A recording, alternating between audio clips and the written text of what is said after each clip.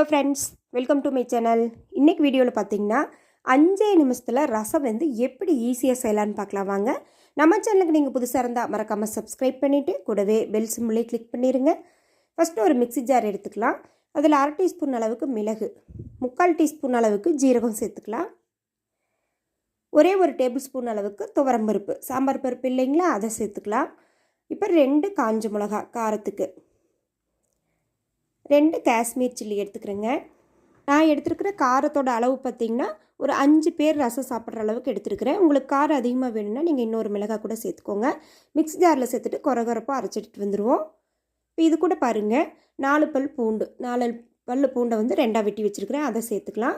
இப்போ சின்ன நெல்லிக்காய் சைஸ் அளவுக்கு புளி, 3 தக்காளி பழம், அதை நல்லா வாஷ் பண்ணிவிட்டு மிக்ஸி ஜாரில் சேர்த்துக்கலாம். சேர்த்துட்டு பாருங்கள், நல்லா அரைச்சிட்டு வந்துடும். தக்காளியில் இருக்க தண்ணியும் சரியாக இருக்கும். நல்லா பேஸ்ட்டாக அரைச்சிட்டு வந்துடுங்க. இப்போ இதை ஒரு பாத்திரத்துக்கு மாற்றிக்கலாங்க. இப்போ நம்மளுக்கு ரசத்துக்கு தேவையான அளவுக்கு தண்ணி, நான் ஒரு 5 பேர் சாப்பிட்ற அளவுக்கு தேவையான அளவு தண்ணி வந்து மிக்ஸி ஜாரை கழுவிட்டு சேர்த்துட்டேன். இப்போ இது கூட பாருங்கள், 1/4 டீஸ்பூன் அளவுக்கு மஞ்சள் தூள், இப்போ ரசத்துக்கு தேவையான அளவு உப்பு, ஒரு 1/2 டேபிள் ஸ்பூன் அளவுக்கு கல்லுப்பு. நீங்கள் வேறு எதுவுமே சேர்க்க தேவையில்லை, நீ ரசம் தாளித்து விட்டுறலாம். ஒரு கடாயில் பாருங்கள், ஒரு 2 டேபிள் ஸ்பூன் தேங்காய் எண்ணெய் சேர்த்துக்கோங்க. 1/4 டீஸ்பூன் அளவுக்கு கடுகு, இப்போ கொஞ்சமாக ஃப்ரெஷ்ஷாக கருவேப்பிலை சேர்த்துக்கோங்க. 2 காஞ்ச மிளகாயை கிள்ளி சேர்த்துருக்குறேன், அவ்வளோதான். இது நல்லா வந்து ஃப்ரை ஆகணும். அடுப்பு லோ ஃப்ளேமில் வச்சுட்டு வறுத்து விடுங்க. நீங்கள் வேறு எதுவும் சேர்க்க தேவையில்லைங்க. பாருங்கள், மிளகா வந்து ஃப்ரை ஆகிடுச்சு. இப்போ நம்ம ரெடி பண்ணி வச்சுருக்கிற ரசக்கலவையை இதில் சேர்த்துடலாம்.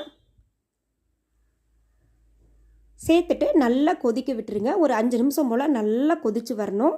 கொதித்து வந்ததே கடைசியில் மல்லி இலை தூவி இறக்குனிங்கன்னா அருமையாக சூப்பராக 5 நிமிஷம் ரசம் வந்து ரெடி பண்ணிடலாம். காலையில் வேலைக்கு போகிறவங்க மதியத்துக்கு ரசம் வைக்கணும், நேரமாச்சுங்கிற டென்ஷனே வேண்டியதில்லை. 5 நிமிஷத்தில் மிக்ஸி ஜாரில் அரைச்சிங்கனாலே ரசம் வந்து உங்களுக்கு ரெடி ஆகிடுச்சு. நல்லா கொதிச்சு வந்துடுச்சு பாருங்கள், அவ்வளோதாங்க. சூப்பராக டேஸ்ட்டாக 5 நிமிஷத்தில் ரசம் வந்து ரெடி ஆகிடுச்சு.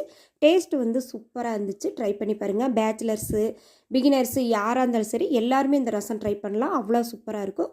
ஃப்ரெண்ட்ஸ், இந்த வீடியோ உங்களுக்கு பிடிச்சிருந்தா சேனலை மறக்காமல் சப்ஸ்கிரைப் பண்ணிடுங்க. லைக் பண்ணுங்கள், ஷேர் பண்ணுங்கள், கமெண்ட் பண்ணுங்கள். மதிய சாதத்து கூட அவ்வளோ சூப்பராக இருக்கும். ட்ரை பண்ணி பாருங்கள்.